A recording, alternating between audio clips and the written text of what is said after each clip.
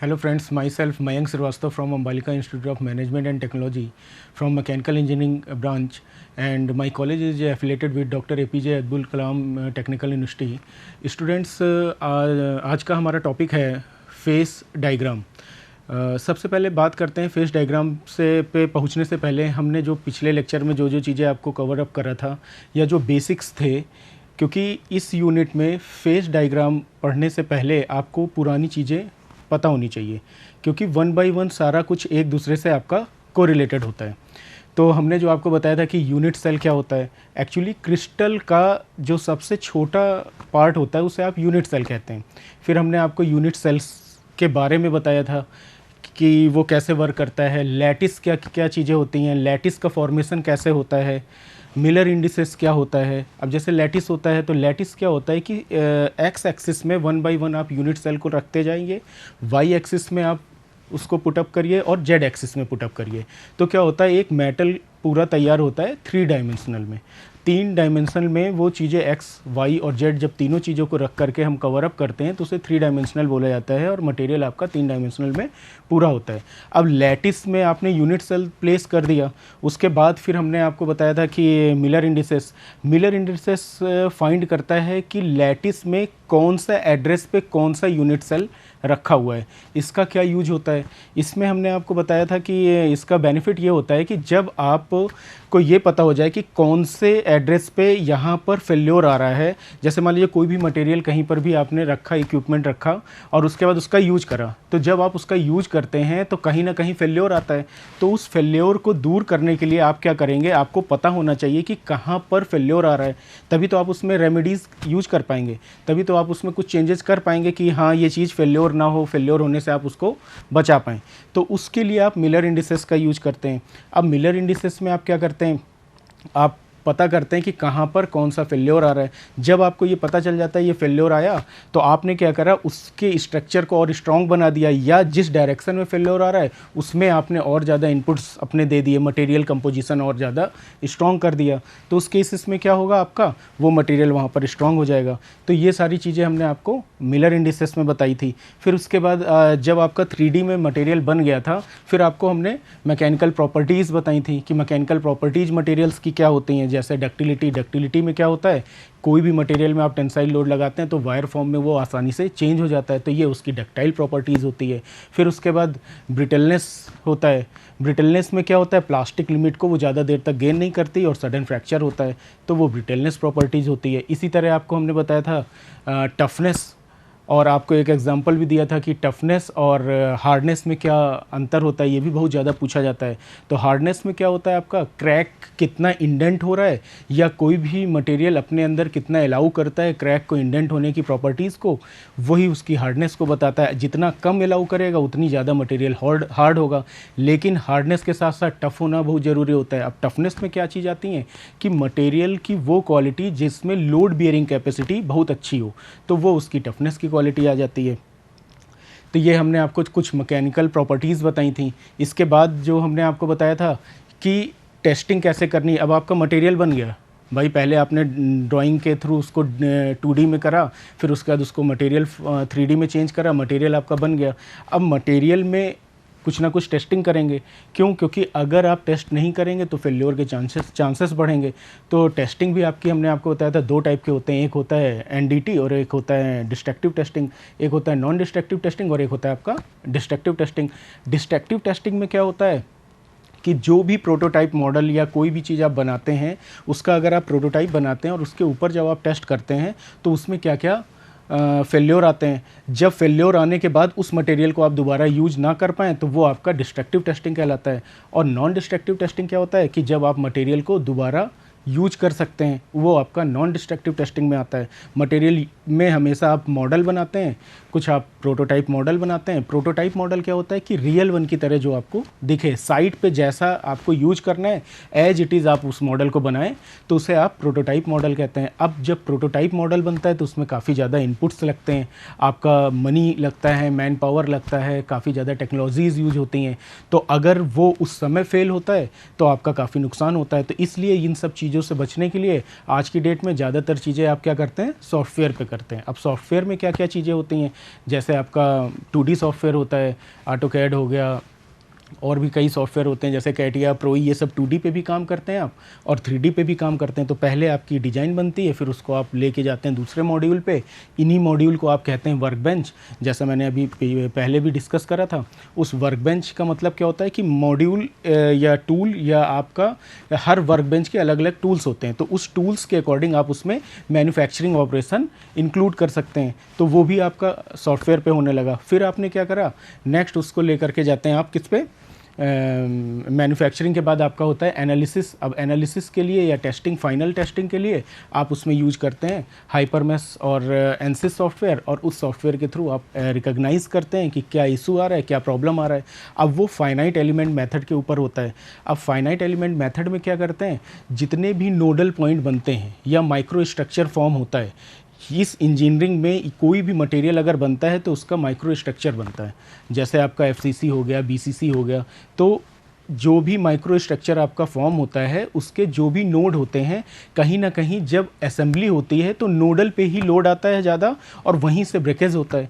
तो वो जो है फाइनाइट एलिमेंट मेथड टेक्निक्स के थ्रू आप उसे आसानी से रिकॉग्नाइज कर लेते हैं सॉफ्टवेयर पे कि कहाँ पर क्या इशू आ रहा है। और उसके बाद सेम वही प्रोसेस जो आपको हमने मिलर इंडिसेस में बताया था, आपको अब एड्रेस पता हो गया कि कौन से यूनिट सेल में कहाँ पर क्या इशू आ रहा है, आपने रिकॉग्नाइज करा और उसके बाद उसको आगे प्रोसेस करा। जितनी स्ट्रेंथ देनी थी या जो भी उसमें टेस्टिंग के बाद जो भी आपके रिजल्ट्स आए उसके नॉर्म्स को फॉलो करते हुए आपको जो भी चेंजेज उसमें करना था वो आपने उसमें 1 बाय 1 चेंजेस करा। तो उससे क्या होता है, आपका टाइम नहीं बर्बाद होता है। एज ए इंजीनियर आपको एक गुड सरफेस प्रोडक्ट मिलता है और लॉन्ग इलास्टिंग प्रोडक्ट मिलता है जिसको आप लंबे समय तक आप यूज कर सकते हैं। तो ये सारी चीज़ें हमने आपको टेस्टिंग में बताया था बेसिक में। तो मैकेनिकल प्रॉपर्टीज़ हो गई, टेस्टिंग हो गई, क्रिस्टल फॉर्मेशन हो गया, 2 डायमेंशनल कैसे बनता है, 3 डायमेंशनल कैसे बनता है, असेंबली क्या होती है, ये सारी चीज़ें हमने आपको बताया। अब आते हैं फेस डायग्राम। फेस डायग्राम का मेन मोटिव क्या होता है कि कोई भी मटेरियल उसमें आप टेम्परेचर दीजिए, कुछ प्रेशर दीजिए और उसके बाद उसमें जो भी डिफॉर्मेशन आता है उसके फेस को रीड करिए। रीड करके आपको क्या मिलेगा कि वो फेस या वो मटेरियल कितनी देर बाद फेल्योर हो रहा है या कितने टेम्परेचर पे उसमें कुछ क्रैक्स आ रहे हैं या फेल्योर के चांसेस आपको मिल रहे हैं। तो ये सारी चीज़ें आपका फेस डायग्राम क्लियर करता है। अब फेस डायग्राम कितने टाइप्स के होते हैं, कहाँ कहाँ यूज करते हैं, तो फेस डायग्राम जो होता है आपका वो यूनरी फेस डायग्राम होता है, बाइनरी फेस डायग्राम होता है, टर्सरी फेस डायग्राम होता है। बेसिकली ये 3 चीज़ें आप बेसिकली यूज करते हैं। अब यूनरी का मतलब क्या हुआ, या यूनरी को ही आप कहते हैं single phase diagram. Single phase diagram क्या होता है या यूनरी फेस डायग्राम क्या होता है, जिसमें एक कंपोजिशन हो या एक मेटल लगा हो। किसी एक मेटल पे जब आप टेस्ट करते हैं तो उसे आप कहते हैं यूनरी फेस डायग्राम। और अगर आप एक से ज़्यादा मेटल पे करते हैं तो वही आपका बाइनरी हो जाता है, जब 2 आप करते हैं। और अगर आप 3 करते हैं तो टर्सरी हो जाता है। करते क्यों हैं, सबसे इंपॉर्टेंट क्वेश्चन ये है कि आप ये चीज़ें करते क्यों हैं, कि आपको फेस डायग्राम पढ़ने की ज़रूरत क्यों पड़ती है या उसका क्या एप्लीकेशन है इंजीनियरिंग में। ये मोटिव है एज ए इंजीनियर, आपको ये बहुत इंपॉर्टेंट टर्म होता है कि आपको फेस डायग्राम पता होना चाहिए। वो इसलिए करा जाता है कि नेचर से जो भी चीज़ हमको मिलती है वो एज ए और फॉर्म में मिलती है। ठीक है, जैसे फॉर एग्जांपल आपको आयरन मिला या कास्ट आयरन मिला। अब कास्ट आयरन को आप तुरंत एज ए टूल यूज नहीं कर सकते। कटिंग टूल अगर आपको कास्ट आयरन का यूज करना है तो क्यों नहीं कर सकते, क्वेश्चन एराइज होता है। क्यों, क्योंकि उसका सरफेस उतना हार्ड नहीं होता है। तो उस हार्डनेस को इम्प्रूव करने के लिए आपको क्या करना होगा, उसमें कुछ ना कुछ सब्सटेंस मिलाना पड़ेगा।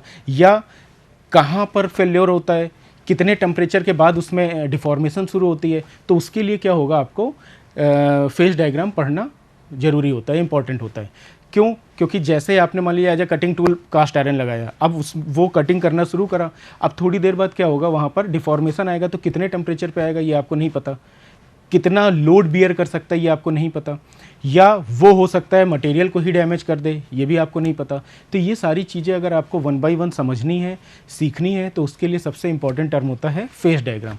तो अगर सिंगल मटेरियल का करोगे तो यूनरी फेस डायग्राम हो गया। अब बाइनरी की ज़रूरत क्यों पड़ती है, ये हमारा इंट्रोडक्शन पार्ट है। हमने आपको सारा बेसिक इंट्रोडक्शन इस लेक्चर में कवर अप करेंगे पूरे यूनिट का। तो अब बाइनरी में क्या होता है, बाइनरी में क्या करना होता है कि 2 कंपोनेंट आप ऐड करते हो। 2 कंपोनेंट क्यों ऐड करना पड़ता है? क्योंकि एज ए इंजीनियर जब आप किसी एक कंपोनेंट में पूरी क्वालिटीज़ सर्च करते हैं तो वो पूरी डिजायरनेस जो आपको चाहिए एज अ मटेरियल कहीं पर यूज करना है, तो वो पूरा सक्सेसफुल या 100% इफ़िशिएंट नहीं होता है एक मटेरियल। क्यों? क्योंकि हो सकता है उसमें डक्टिलिटी की क्वालिटी हो, तो उसमें दूसरी मैकेनिकल प्रॉपर्टीज़ ना हो जो कि आपको एट अ साइट या एट अ प्रेजेंट जहाँ पर आपको यूज करना है ऑपरेशन के टाइम पे चाहिए, तो वो चीज़ नहीं मिल पा रही है। तो उन सब चीज़ों को दूर करने के लिए आप जो है बाइनरी फेस डायग्राम यूज करते हैं। बाइनरी में क्या होता है? कंपोजिशन यूज करते हैं। एक्चुअली 3 टर्म्स होते हैं फेस डायग्राम को अच्छा समझने के लिए, यही 3 टर्म्स ही यूज होते हैं। एक होता है आपका टेम्परेचर, दूसरा होता है प्रेशर और तीसरा होता है कंपोजिशन। जब ये तीनों आप इन्हीं तीनों को कभी बढ़ाते हैं कभी घटाते हैं और इसके इम्पैक्ट को आप मटेरियल पर देखते हैं। किस पर? फेस डायग्राम पे। तो आपको क्लियर हो जाता है कि कौन सा मटेरियल कितना अच्छा है और किस में क्या क्या चीज़ें हमें ऐड ऑन करनी है, उसकी इम्प्योरिटीज़ को दूर करना है और उसको एक अच्छा मटेरियल, इफ़िशिएंट मटेरियल बनाना है जो कि आपके रिक्वायरमेंट के अकॉर्डिंग आप उस पर काम कर सकें। तो ये बेसिकली फेस डायग्राम का मोटिव होता है। 2 कंपोनेंट ऐड करने का क्या मोटिव होता है? मेन मोटिव यही होता है 2 कंपोनेंट का ऐड करने का। कंपोजिशन एक्चुअली 2 फेस डायग्राम ये भी आपको बताता है कि कौन सा मटेरियल मिक्स हो पाएगा, कौन सा नहीं मिक्स हो पाएगा। मटेरियल की मिक्सिंग की क्वालिटी किसके ऊपर डिपेंड करती है? अगर एक आप सिंगल मटेरियल की बात कर रहे हैं तो होता क्या है फेस डायग्राम में? आपने टेम्परेचर दिया, वो डिफॉर्म हुआ, कुछ मेल्टिंग पॉइंट पे पहुंचा, उसके बाद मेल्ट हुआ, फेस अपना चेंज करा, सॉलिड था, सॉलिड से लिक्विड फेस में आया, आपने और टेम्परेचर राइज करा, वो गैसियस फॉर्म में चला गया। तो ये तो सिंगल या यूनिरी फेस डायग्राम का बेसिक पार्ट है जो हमने आपको अभी बताया। लेकिन अगर बाइनरी की बात करें तो बाइनरी में क्या होता है कि आपको 2 मटेरियल को आपस में ऐड ऑन करना होता है। जब आप 2 मटेरियल आपस में ऐड करते हैं तो वही आपका एलॉय हो जाता है। अब दिक्कत ये आती है कि कौन से 2 मटेरियल ऐड हो सकते हैं, कौन से 2 मटेरियल ऐड नहीं हो सकते हैं, ये भी एक इम्पॉर्टेंट टर्म होता है। तो ऐड करने के लिए बेसिक इम्पॉर्टेंस क्या होता है? वो ये होता है कि आपका टेम्परेचर जो होता है, मेल्टिंग पॉइंट जो होता है, वो लमसम आसपास होना चाहिए ऐड होने के लिए। अभी हम एग्जांपल में भी आपको समझाएंगे आगे स्लाइड्स में। तो अगर टेम्परेचर आसपास होगा मेल्टिंग पॉइंट का तभी आसानी से ऐड हो पाएगा, नहीं तो प्रॉब्लम्स क्रिएट होंगी। और क्या दिक्कतें आती हैं?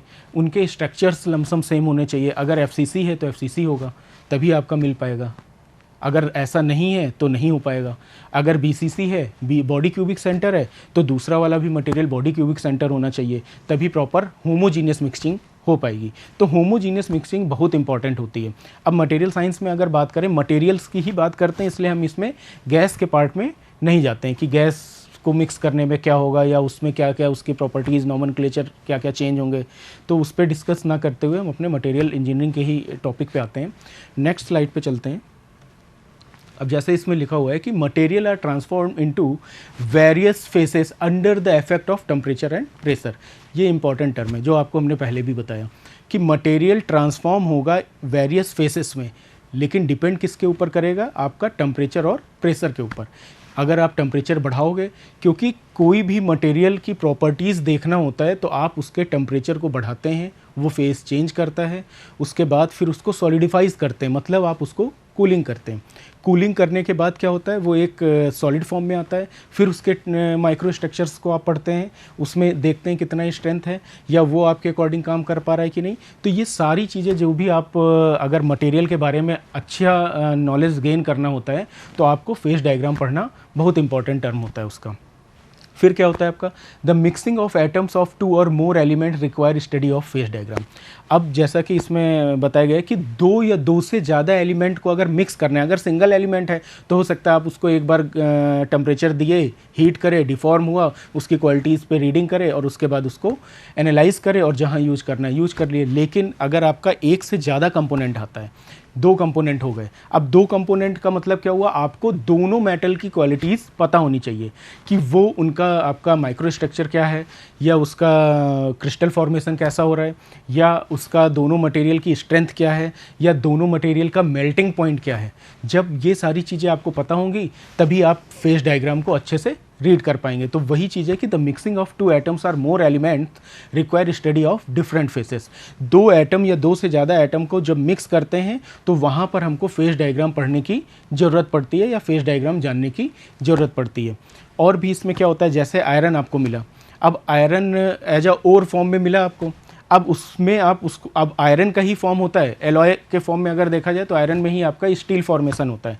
अब स्टील कैसे बनता है, तो वो आपका जब आयरन में आप कार्बन मिलाते हैं, थोड़ा कार्बन मिलाए, कुछ उसकी प्रॉपर्टी चेंज हुई, टेम्परेचर बढ़ाए, फिर कार्बन मिलाए, टेम्परेचर बढ़ाए, तो उससे करते करते क्या होता है आपका, जब 2% आ जाता है तो आपका क्या होता है, आपका वही आयरन आपका स्टील फॉर्मेशन में हो जाता है। अब आयरन का आप कहीं और यूज करते हैं और स्टील का कहीं और यूज करते हैं, क्यों? क्योंकि रिक्वायरमेंट हमारी अलग अलग होती है। कहीं लाइट इन वेट का यूज करना है, या हार्डनेस ज़्यादा चाहिए, या एज अ कटिंग मटेरियल ज़्यादा चाहिए, या गुड सरफेसिंग चाहिए। तो वो सारी क्वालिटीज़ कैसे इनबिल्ट होंगी, वो डिपेंड करेगा कितना मटेरियल आप मिला रहे हैं और मटेरियल मिलाने पे क्या क्या डिफॉर्मेशन आ रहा है और उसमें क्या क्या इम्प्योरिटीज़ दूर हो रही हैं। तो ये सारी चीज़ें अगर आपको डीप में पढ़ना है तो फेस डायग्राम आपका इंपॉर्टेंट रोल प्ले करता है। अब जैसे इसमें लिखा हुआ है कि we have seen that iron has available in BCC. अब आयरन जो होता है हमको बीसीसी फॉर्म में मिलता है और अल्फ़ा आयरन बोला जाता है उसे। आयरन हमको बीसीसी फॉर्म में मिला। जब हम एज ए और फॉर्म में लेते हैं तो वो शुरुआत में आप चाहे यहाँ निकालिए चाहे किसी भी कंट्री में उसको निकालिए, वो आपको बीसीसी फॉर्म में मिलेगा। लेकिन अब हमको कहीं पर उसको गामा आयरन के फॉर्म में यूज करना है, मतलब एफसीसी में यूज करना है, तो हमको क्या करना पड़ेगा, तब हमको टेम्परेचर राइज करना पड़ेगा, कार्बन कंटेंट मिलाना पड़ेगा। तो वो क्या हुआ, आपका गामा आयरन में चेंज हुआ। अब फिर गामा से आपको बीसीसी में करना है, तो फिर क्या करते हैं, आप उसको कूल करते हैं या और टेम्परेचर राइज करते हैं, तो उस केस में वो गैसियस फॉर्म में जाता है और वहाँ पर आपको डेल्टा आयरन मिलता है जिसे आप बीसीसी फॉर्म कहते हैं। तो ये सारी चीज़ें जो होती हैं, ये इसका इंपॉर्टेंट रोल यही होता है कि जब आपको सारे माइक्रो स्ट्रक्चर के बारे में पता चल जाएगा, बीसीसी के बारे में, एफसीसी के बारे में, हर मटेरियल का स्ट्रक्चर पता होना चाहिए, तभी आप दो मटेरियल को आपस में मिला सकते हो और उसके ऊपर आप एनालाइज कर सकते हैं। तो ये फेस डायग्राम ये इंपॉर्टेंट रोल प्ले करता है। अब ये है कि importance of face diagram. Face diagram are important for and essential tool to understand compositional concentration of two or more element. मतलब कि ये इसेंशियल टूल होता है, एज अ टूल आप इसे यूज करते हैं। क्यों? क्योंकि आपको ये सारे बेनिफिट्स बताता है, दो मटेरियल के बेनिफिट्स बताता है, तो ये एज अ टूल यूज करते हैं। मटेरियल इंजीनियरिंग में अगर देखा जाए phase diagram as a tool है। ये आपको देखने में कटिंग टूल नहीं लग रहा है, लेकिन अगर इंजीनियरिंग में आप इसको समझोगे तो ये एज अ टूल्स वर्क करेगा। ये उसके कंसंट्रेशन को समझने के लिए, फेस डायग्राम में दो चीज़ों को मिलाने को समझने के लिए। अभी हम आगे इसमें एग्जांपल से भी आपको समझाएंगे कि these are influenced by temperature and pressure. और ये क्या होता है, टेम्परेचर और प्रेशर के अकॉर्डिंग इन्फ्लुएंस होता है, मतलब चेंज करता है अपने डिफॉर्मेशन या अपने मैकेनिकल प्रॉपर्टीज़ को। अब जिस तरह की प्रॉपर्टीज़ चाहिए उस तरह का मटेरियल एलिमेंट आप उसमें मिलाएंगे तो आपको वही प्रॉपर्टीज़ मिल जाएगी। अब बात आती है मेल्टिंग पॉइंट, जो आपको अभी एग्जाम्पल में भी समझाए थे। ये इंपॉर्टेंट टर्म्स होता है आपका कि melting point of tungsten is 3400 degree centigrade. अब टंगस्टन का 3400 डिग्री सेंटीग्रेड मेल्टिंग पॉइंट है, और उसी अगर अदर हैंड पे देखा जाए एल्युमिनियम का, वो क्या है 657 डिग्री सेंटीग्रेड। मतलब कि आपने मान लीजिए दो मटेरियल है, एक एल्युमिनियम और एक टंगस्टन। अब आपने हीट करना शुरू करा, तो जब टेम्परेचर 655 पहुंचा तो एल्युमिनियम तो मेल्ट हो गया, लेकिन टंगस्टन मेल्ट नहीं हुआ। तो जब आपका मेल्ट ही नहीं हुआ तो दो आपस में ब्लेंड कैसे होंगे या ब्लेंड कैसे होंगे या मिलेंगे कैसे? तो इस चीज़ों को करने के लिए, फेस डायग्राम को समझने के लिए, इसलिए ज़रूरी होता है कि ये दोनों मेल्टिंग पॉइंट आपस में काफ़ी क्लोज हों। अगर क्लोज होंगे तो आसानी से ब्लेंड हो जाएगा, आसानी से वो सॉलिड लिक्विड फेस में चेंज होगा, फिर इंटरमीडिएट फेस में आएंगे और उसके बाद वो आपस में मिक्स हो जाएंगे। ब्लेंड मतलब मिक्स होना। तो वही चीज़ है कि melting point of tungsten is 3400 degree centigrade and that of aluminium is 657 degree centigrade. Hence two elements can not blend together. इसका मतलब क्या हुआ, ड्रास्टिक चेंज है दोनों टेम्परेचर में। एल्युमिनियम का इतना कम है और टंगस्टन का इतना ज़्यादा है। यहाँ ये मेल्ट हुआ लेकिन ये अभी मेल्ट ही नहीं हुआ, तो कहाँ से मिक्स हो पाएगा? तो उन चीज़ों को ब्लेंड करने के लिए आपको दोनों फेस आपके सेम होने चाहिए together as the solid liquid and intermediate phases restrict them to do so. मतलब क्या हुआ, अभी दोनों फेस सेम नहीं हुआ, तो अगर क्या हुआ, ये तो लिक्विड में हुआ, ये अभी लिक्विड फॉर्म में आया ही नहीं, तो क्या हुआ, इंटरमीडिएट फेस में हुआ। तो जो इंटरमीडिएट फेस बीच का है वो क्या करता है, इनको रिस्ट्रिक्ट करता है आपस में ब्लेंड होने में, आपस में मिक्स होने में। तो ये भी एक इंपॉर्टेंट टर्म होता है फेस डायग्राम पढ़ने से पहले। फिर क्या होता है, एक एग्जाम्पल और इसमें दिया गया है आपका निकिल और कॉपर का, कि however melting point of copper is 1083 degree centigrade, 1083 degree centigrade आपका किसका है, कॉपर का, और वही निकिल का क्या है 1453 डिग्री सेंटीग्रेड। अब इस केस में अगर आप देखो तो ये लमसम सेम है, मतलब ये आपका मेल्ट हो गया और ये मेल्ट होना शुरू हुआ, तो उस केस में क्या होगा, डिफरेंस कम है, टेम्परेचर डिफरेंस इतना ड्रास्टिक नहीं है, काफ़ी नियर बाई है। तो मेल्टिंग पॉइंट का जो टेम्परेचर डिफरेंस है जब नियर बाई होगा तो ये मेल्ट हो गया और ये मेल्ट होना शुरू हुआ, तो क्या हुआ, मिक्सिंग आसानी से हो सकती है। तो वही चीज़ इसमें आपको समझाया गया इस एग्जाम्पल में। जैसे इसमें लिखा है however melting point of copper is 1083 degree centigrade and nickel is 1453 degree centigrade, और उसी जगह आपका अगर लेड की बात करें 327 डिग्री सेंटीग्रेड एंड टिन 320 और 232 डिग्री सेंटीग्रेड है। तो in their equilibrium phase diagram indicates that possibility of mixing. तो इस केस में आपको क्या पता चला कि पॉसिबिलिटीज ऑफ मिक्सिंग आसानी से हो सकती इन मटेरियल में। लेकिन कैसे पता चला, जब आपको इनका मेल्टिंग पॉइंट पता चल गया। तो मेल्टिंग पॉइंट एक इंपॉर्टेंट क्राइटेरिया होता है किसी भी फेज डायग्राम को पढ़ने के लिए और मटेरियल को आपस में मिक्स करने के लिए। अगर आपको ये नहीं पता होगा तो आप दो मटेरियल सेलेक्ट ही नहीं कर पाओगे और उनकी प्रॉपर्टीज़ को आप प्रॉपर मिक्स नहीं कर पाओगे, क्योंकि अगर फेस देखा जाए तो फेस होता ही ये है कि homogeneous mixture of two components which have physical properties and chemical properties are same. मतलब दो कंपोनेंट ऐसे होने चाहिए, अगर फेस को आप डिफाइन करो तो दो कंपोनेंट ऐसे होने चाहिए कि वो होमोजीनियस हों और उनके आपके फिजिकल और कंपोनेंट प्रॉपर्टीज़, फिजिकल प्रॉपर्टीज़ और केमिकल प्रॉपर्टीज़ आपकी सेम होनी चाहिए, तो उसी केस में आपके वो मिक्स हो पाएंगे। अब और भी एग्जाम्पल से अगर आपको समझाते हैं, जैसे फॉर एग्जाम्पल फेस सेम है, जैसे वाटर और मिल्क। अब आप देखो दोनों के फेस सेम है और दोनों आप मिक्स करते हो तो वो क्या होता है, सिंगल फेस डायग्राम कहा जाएगा, या यूनिरी, एक उसमें एक कंपोनेंट हो जाएगा, दोनों आपके होमोजीनियस मिक्सचर हो जाएंगे।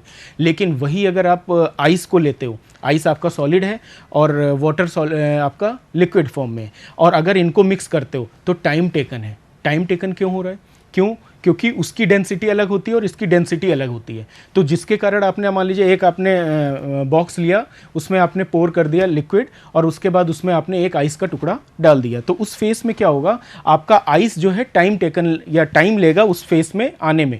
अब दोनों के फेस चेंज थे, लेकिन दोनों एक होमोजीनियस मिक्सचर हो जाएंगे, लेकिन आपका टेम्परेचर राइज करोगे तो। और एग्जाम्पल आपको देते हैं, जैसे आप शुगर को मिक्स करते हैं वाटर में, तो उसकी भी आपकी एक लिमिट होती है। आपने शुगर को पोर करा, वाटर में मिक्स करा, तो आपने पोर करा, फिर आपने क्या करा, उसको मिलाया, तो वो क्या हुआ, मिक्स हो गया, ठीक है। फिर थोड़ा और डाला, फिर मिलाया, मिक्स हो गया। एक समय ऐसा आएगा जब मिक्स होना बंद हो जाएगा। उसकी सॉल्युबिलिटी लिमिट होती है, हर मटेरियल की अपनी सॉल्युबिलिटी लिमिट होती है।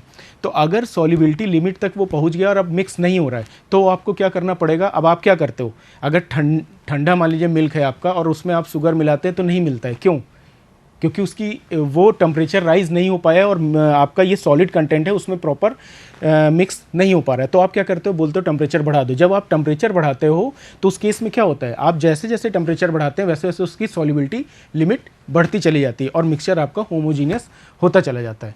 तो ये सारी प्रॉपर्टीज़ होती हैं जिनको आपको पता होना चाहिए कि कौन सा मटेरियल किस में मिक्स कब हो पाएगा। सबसे इंपॉर्टेंट टर्म है कि कब हो पाएगा, तो कब के ऊपर डिपेंड करता है उसकी सॉल्युबिलिटी लिमिट, उसकी मेल्टिंग पॉइंट और उसका टेम्परेचर कितना राइज कर रहे हैं। क्योंकि कोई भी मटेरियल अगर आप मिलाते हैं तो उसका फेस डिफॉर्मेशन होता है। सबसे पहले सॉलिड होगा, लिक्विड होगा, फिर गैसियस फॉर्म में होगा और उसके बाद फिर से उसको कूल करके सॉलिड फॉर्म में लेके आते हैं। इतने प्रोसेस करने के बाद हर प्रोसेस पे आप उसकी टेस्टिंग करते हैं और उसकी स्ट्रेंथ देखते हैं। तो ये सारी चीज़ें आपको कौन बताता है, फेस डायग्राम। अब फेस डायग्राम में आगे चलते हैं। फ्रिक्वेंटली यूज्ड टर्मिनोलॉजी, मतलब जब आप फेस डायग्राम पढ़ेंगे तो आपको बेसिक टर्मिनोलॉजीज आपको पता होनी चाहिए, जैसे सिस्टम क्या होता है और उसकी और क्या क्या प्रॉपर्टीज़ क्या होती हैं, सिस्टम का मतलब क्या होता है। एक्चुअली होता क्या है, जैसे फॉर एग्जांपल स्टूडेंट्स आपका अपना कॉलेज है, तो कॉलेज का एक अपना सिस्टम होता है। सिस्टम इन द सेंस कि बाहर का सराउंडिंग उस पर कोई इम्पैक्ट ना डाल पाए, आइसोलेटेड होता है। आइसोलेटेड मतलब उसके अपने रूल्स होते हैं, अपने नॉर्म्स होते हैं, वो उसको फॉलो करता है। इसी तरह अगर मटेरियल होता है या दो मटेरियल आपस में मिक्स करते हैं तो उसका अपना एक सिस्टम होता है, एक आइसोलेटेड बॉडी होती है और उसमें आप कोई भी चेंजेस इंटरनली कर सकते हैं, एक्सटर्नली कोई भी चेंजेस नहीं कर सकते हैं। मतलब बाहर से सराउंडिंग जो है वो उस पर कोई भी इम्पैक्ट ना डाल सके, तो वही चीज़ आपका सिस्टम कहलाता है। तो in the studies of phase and phase diagram the frequently used terms is defined as a system, पहला आपका सिस्टम है, वन बाय वन हम डिस्कस करते हैं। पहला आपका सिस्टम है। अब सिस्टम में क्या होता है, the substances that are isolated and unaffected by their surroundings are called system.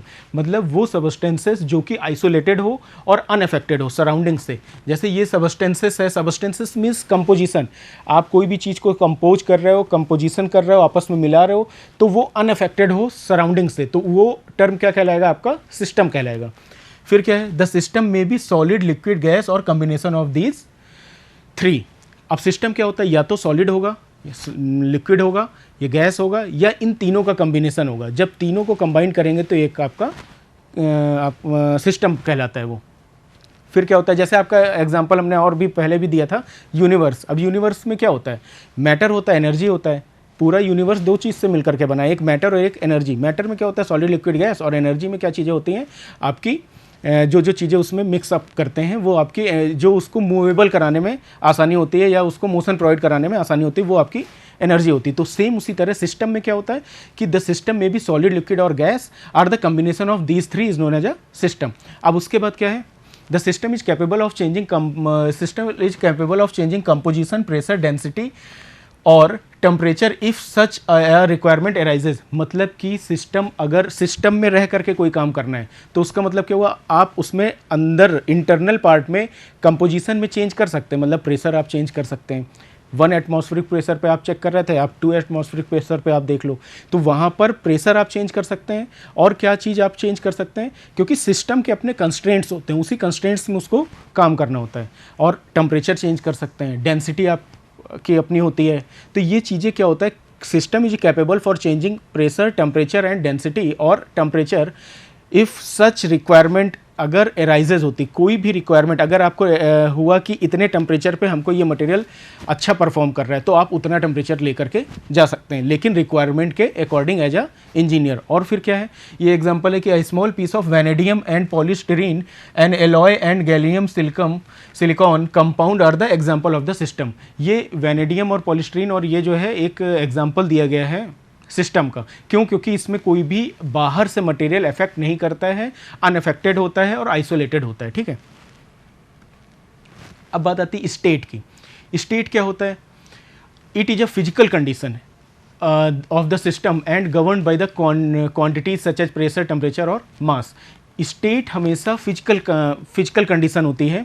Physical condition means जो उसका कंडीशन में एट प्रेजेंट या एट साइड जो भी मटेरियल का अपना स्टेट होता है वो फिजिकल क्वालिटी। जैसे गैस फॉर्म में है तो गैसियस स्टेट हो गई, लिक्विड फॉर्म में है तो लिक्विड स्टेट हो गया, तो वो अपना फिक्स होता है state. State is a physical condition of a system and is govern by the quantities. अब क्वांटिटीज़ भी, जैसे मान लीजिए कोई भी चीज़ 10 है या 20 मटेरियल्स हैं, तो वो अपनी फिजिकल स्टेट को लिए हुए, नंबर ऑफ एटम्स को ले करके अगर बताएं, डिफाइन करें, तो उसकी अपनी फिजिकल स्टेट है, तो वो स्टेट होता है। अ सिस्टम में बी इन अ स्टडी और unsteady state depending on whether it is change with time और नॉट। अब सिस्टम क्या होता है, या तो स्टडी होगा या अनस्टडी होगा, और वो भी डिपेंड किसके ऊपर करेगा, टाइम के ऊपर। टाइम के अकॉर्डिंग उसमें चेंजेज आ रहे हैं या नहीं आ रहे हैं। For example, state is a state of atoms in diffusion process में भी स्टडी और अनस्टडी। अगर किसी एटम्स की केस में बात करें तो डिफ्यूजन प्रोसेस जो होता है उसके अकॉर्डिंग आप स्टडी या अनस्टडी में उसको डिफाइन कर सकते हैं। तो स्टूडेंट्स, अभी आज के लेक्चर में जो हमने कवर करा वो प्रॉपर्टीज़ बताया, स्टेट बताया, बेसिक्स ऑफ फेज डायग्राम्स के बारे में बात करा कि फेज डायग्राम में क्या क्या चीज़ें होती हैं। यूनरी होता है, बाइनरी होता है, यूनरी में एक कंपोजिशन होता है, बाइनरी में 2 कंपोजिशन होते हैं। तो ये सारा चीज़ डिस्कस करा। नेक्स्ट लेक्चर में इसके आगे की टर्मिनोलॉजीज़ के बारे में हम लोग डिस्कस करेंगे। Okay, thanks a lot.